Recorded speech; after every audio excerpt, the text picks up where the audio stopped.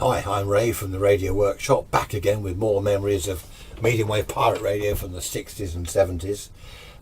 This video isn't about one sort of particular incident or episode. I've made some notes of various little things that happened that I thought I'd just put all together, might be of interest, might even be amusing in places. Just bits and pieces that I've thought of over the last few weeks and made a note of. Got my notes now. Yeah, first thing on my list, hiding transmitters. This I was thinking of this the other day. If you do get raided, blah blah blah, they're going to come into the house. If they've got the police with them, which sometimes they did have. I mean, we never had that much involvement really, but some people did get raided, and the police went along with the GPO blokes and sort of searched the house and goodness knows what. So this chap had this idea of hiding a transmitter. He had a fridge, under worktop type fridge. And what he did was, the back in the kitchen, I'll tell you what happened. We went in there and he said, find my transmitter. Well, we couldn't. He said, pull the fridge out. So anyway, we said, pull the fridge out. He said, well, have a look inside. We looked in the fridge. There's stuff in there. The light came on when you opened the door. Close the door. There's food and beer in there and stuff. And he said, we'll pull it out. We pulled the fridge out. And in the back, where you normally get the little compressor unit, and the rest of it, there was a transmitter. I mean, the bloke was balmy, but it was a brilliant idea. But he said, that's my pirate radio transmitter. It was crystal controlled on medium wave, all preset, ready to go. And he did actually get raided by the GPO. I wasn't around. He just told us this, so I don't know how much of it is true. But he got raided, and they knew it was him. They knew it was the house. They couldn't find the transmitter, and he said apparently they did actually open the fridge in case it was in there. And he said they actually opened the fridge, looked inside, and closed the fridge, and that was it. So near, but so far. That was just something that I thought of the other day. There are loads of little incidents like this. As I said, I'm going to try and put quite a few of them together on one video. There was another time, electricity out in the country, lampposts were good because they used to have an ordinary bulb, ordinary bayonet type bulb. So you could shin up the lamppost and plug in your cable. Then you've got mains for your transmitter. I wasn't involved in this one, but these lads went up and did this, and that was quite successful until someone spotted it. This was at night because the problem was, the time switch only came on at night. The lamppost wasn't on in the day, so he could only transmit at night. Anyway, some dog walker spotted that the lamppost was out. Some do-gooder. I better tell the council. I'll make a note of that. And he sort of looked up, a bulb must have gone, noticed the wire, called the police, police turn up, bloke's in the bushes with his transmitter. He didn't get done for transmitting, he got done for nicking electricity from the lamppost. So that's another note on my list. I'd like to have been at that one, that must have been good fun. They said, what are you doing? He said, I'm a radio amateur, and radio amateur, my foot, he's got this huge transmitter there, pumping out music on medium wave, and all he got done for, I think he got a £5 fine or something. Slap wrist, don't steal electricity from lampposts. Good fun. I wasn't on that one, which is a shame. Look at this, a round Echo radio, round Bakelite cabinet, which is over there, model A22, rather nice, isn't it?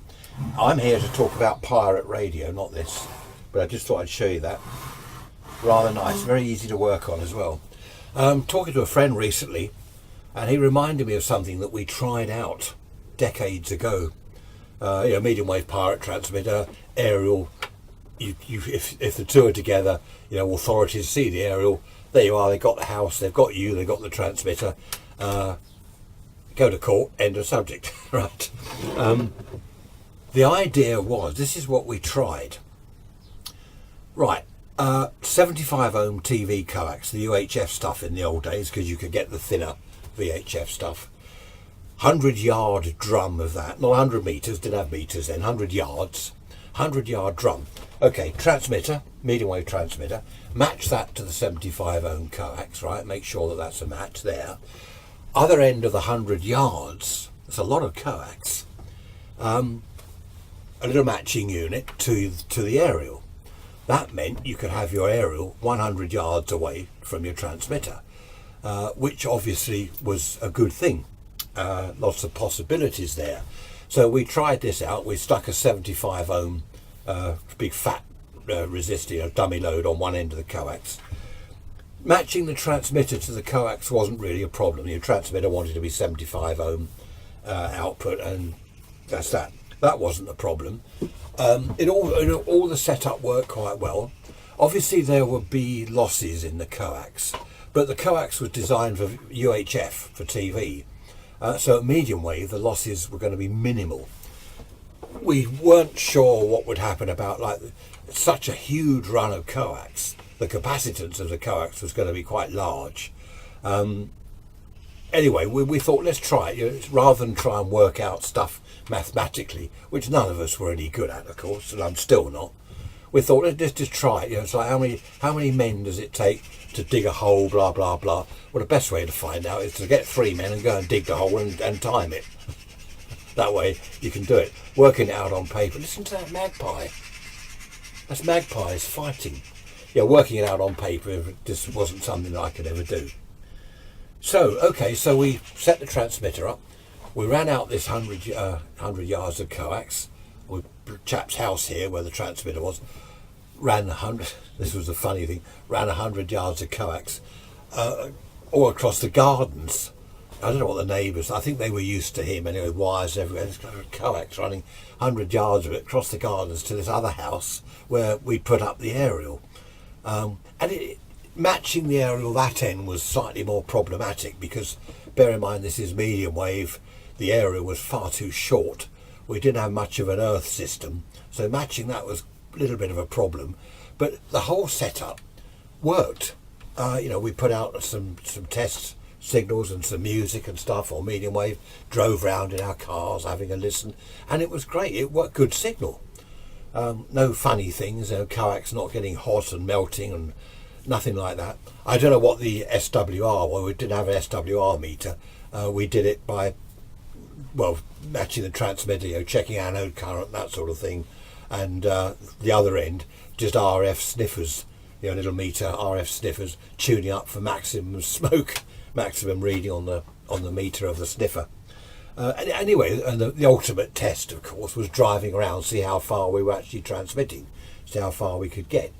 What I forgot to tell you, the idea was not just to separate the transmitter from the aerial by this vast 100-yard distance, but the idea was to have 2 aerials, 2 lengths of coax, opposite directions, one aerial 100 yards that way and the other aerial 100 yards that way, or that way and that way, wherever. And this is what we did. Luckily we knew some aerial riggers, the old TV aerial riggers, and they weren't sort of averse to bunging us drums of coax for the back of their van. Paid for, of course. Yeah, paid for. We all paid for it. We got receipts. I've still got the receipt somewhere. I'll find that later. No, I haven't got the receipt. It was nothing to do with me. I was an innocent bystander in all this, you understand. As with all these pirate radio shenanigans. Anyway, this worked well. The idea was that from the transmitter, from the studio, as this chap called his bedroom. Funny to have a bed in the studio, but there we are. He had a switch, a coax switch. Chonk, chonk. You could switch from the aerial that way to the aerial that way. It was all matched up and everything, all ready to go. Perfect. So, of course, the authorities turn up, they track down, look, there's a house here, this is where the signal's coming from. Then you switch it and, it's up there. This was the idea, this cat and mouse thing to confuse them and the rest of it. This was used on and off for months and months, and no one ever turned up. No GPO ever turned up or anything. It was successful. The coax, by the way, wasn't left dragging across people's gardens. A team went out at night, a team of people with spades and trowels and digging things, all sneaking along, burying the coax. each way. I think I've said this before. I think most of us got more fun out of this side of it than actually having a radio transmission going out on medium wave. Having a pirate radio station was great, but the fun was aerials in the woods, digging holes, climbing trees, all this side of it, experimenting and learning. Of course, every time we built a transmitter, we were learning. Every time we put up an aerial, we were learning about matching and stuff. So good grounding for future. I was going to say pirate radio, amateur radio, but so that worked well. But to our disappointment, in some ways, the GPO never turned up. We were ready. People looking out of the windows, spies and that. Right, flick the switch, the coax switch. Chonk, we're now on that aerial. They're going down there. Flick the switch. Chonk, they're now on that aerial. But it never happened. I don't know what happened to the radio station in the end. I think we just the excitement had gone. You need the excitement to carry on. So we moved on to the next project. And the next project, where's my notes? Here we are. Or at least another project. Oh yeah. Right, we used to go to one or two nightclubs. We were in our teens, early 20s, go to nightclubs, and one of the lads in our group knew a guitarist in this live band. They often played at one particular nightclub live band, and they were pretty good. Obviously 60s type music. They did covers and stuff. Anyway, he used to repair the chap's amp, his guitar amp, if ever it went wrong. So he knew the chap quite well. And it's a bit of a long story. What we did was, we were all in the radio and TV sort of trade, and it wasn't difficult getting hold of an old amp, an old guitar amp. You ask around, oh yeah, I've got a scrap one or whatever. These days Valve guitar amps and that are worth a fortune, which I'd known, there we are, if I knew then what I know now. So transmitter was built into I think it was a Selmer, I can't remember, into this amp cabinet. Transmitter built in the back. There's plenty of room in there. We took the amp out, of course, left all the controls on the front as they were. And what it was, this chap, with all his gear, he took into the club on the night they were playing. He took this in with him. We had, well, I say we, that wasn't me. Someone had previously, at the back of this club, put up an aerial. Okay, climbed up. There was I can't remember. There was a ladder that went up a metal ladder went up this wall and sort of over the top onto a flat roof. I don't know what that was about. Anyway, I didn't go up there. Someone went up there and put an aerial, quite a long aerial, along the top of these buildings, shops and things that were in the road. So the people, the chap that owned the club, he wasn't taking any notice. The lads bought their gear and set up the drum kit and their amps and stuff. And of course, this little aerial wire that came in, there were windows at the back that were blacked out, painted out. Aerial came in there, so he plugged it into the, he set this false amp up next to his real amp, and we were hanging around. We always got to the club early when it opened, watching them set up and stuff. And we sort of set the transmitter up, and what we did was a live broadcast of the band from the club. Probably one of the first or only live pirate broadcasts from a live band in a nightclub, and it was great. And what we did some experiments, and other people were driving around listening to the signal, and it was great. It was a bit distorted because it was so loud. Imagine a live band. We had a microphone in the transmitter cabinet, the amp cabinet.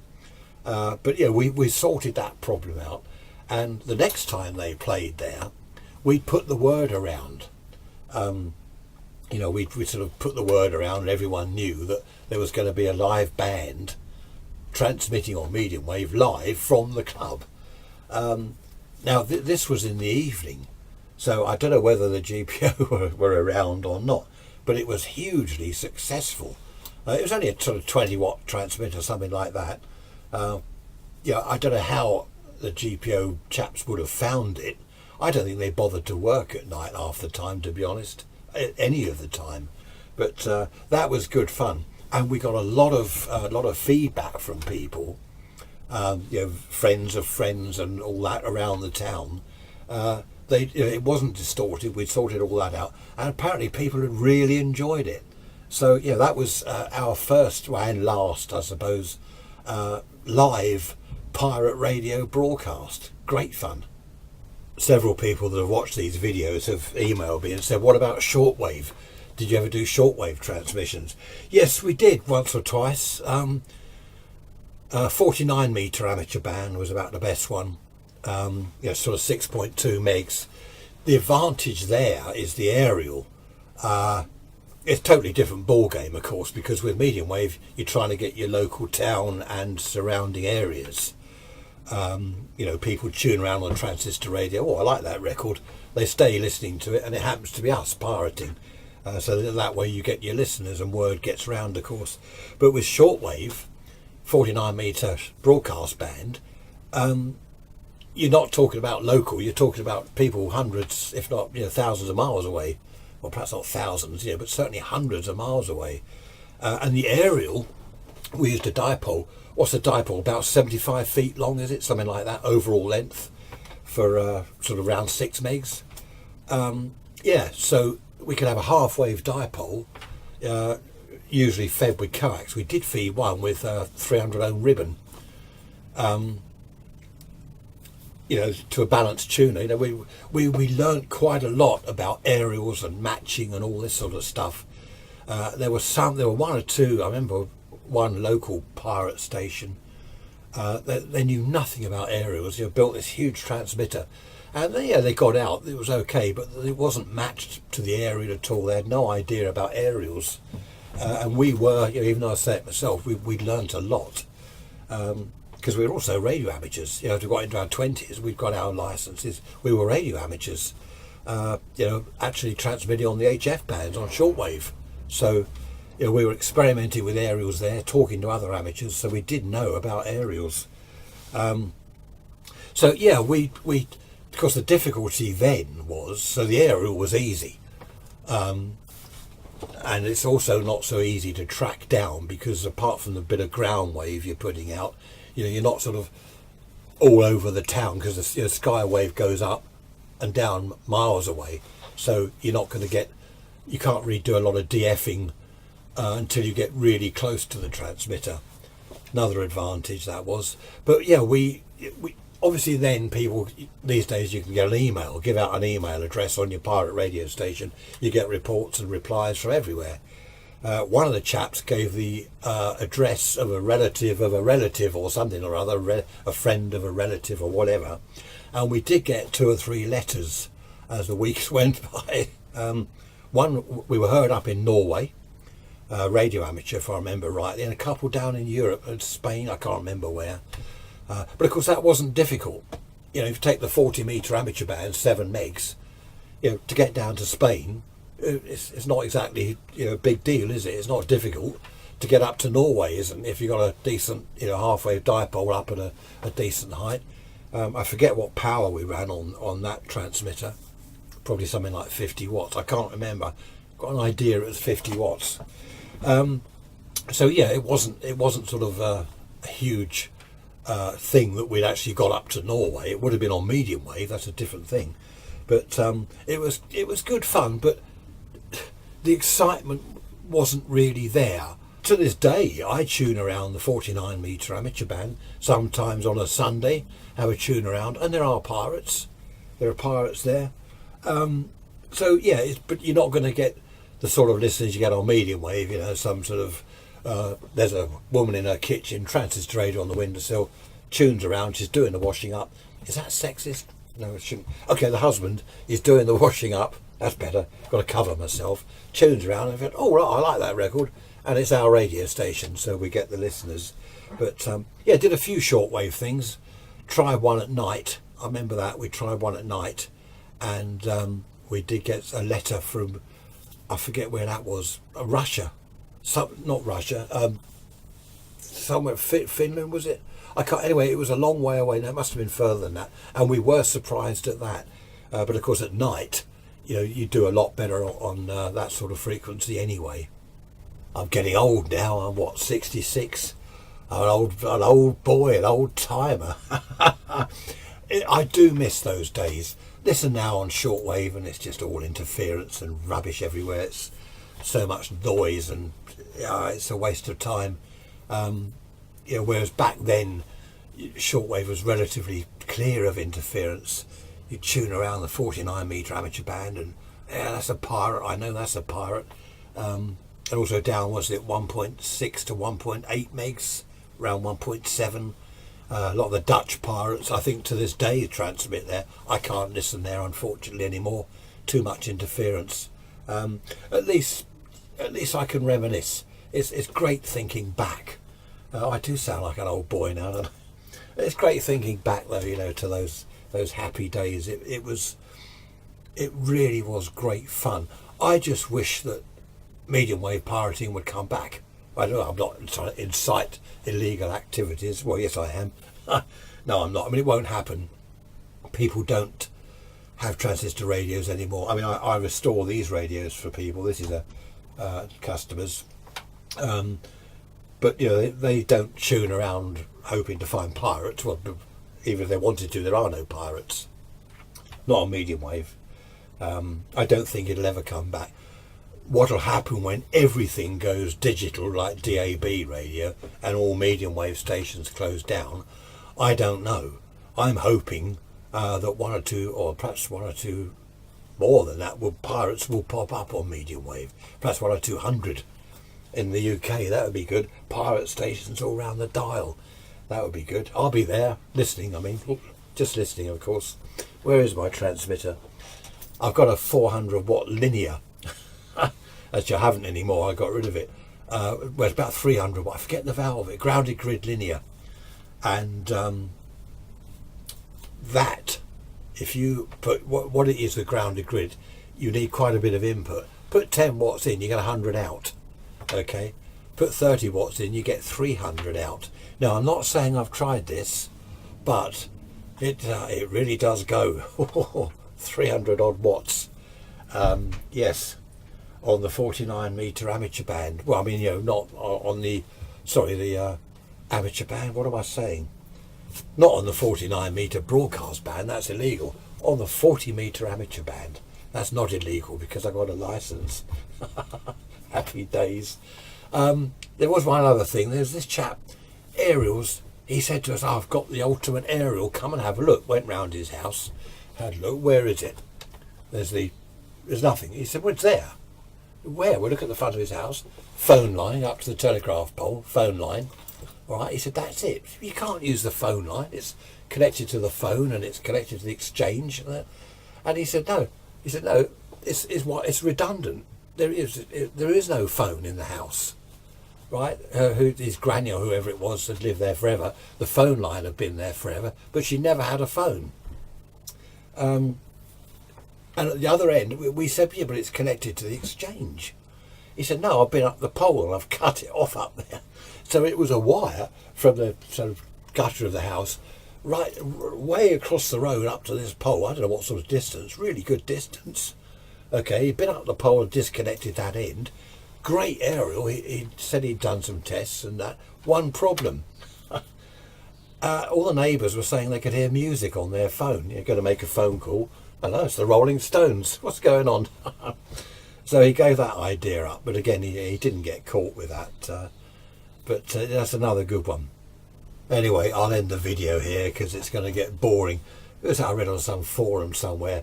Some chap said about my videos. They're good videos, but he does drone on a bit.